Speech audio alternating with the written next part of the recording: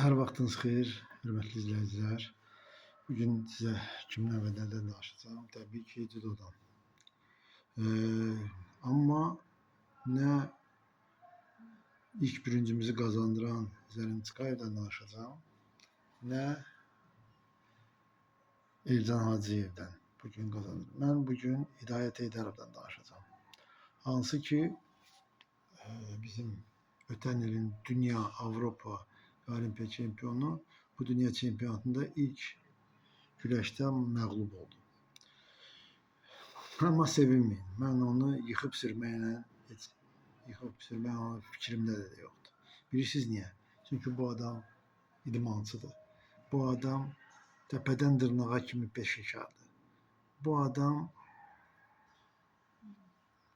10 pokoleniya deyərdim, nə bilim, 10 nəsil Azərbaycan judoçularının qazanmadığını tək başına qazanıb. Bu adam 4 qat Avropa çempionu, dünya çempionu, Olimpiya çempionudur.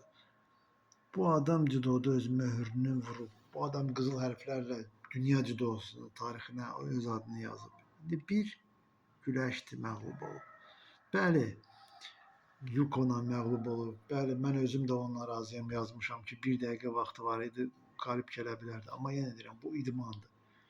100 dəfə qalib gələn bir dəfə məğlub oldu.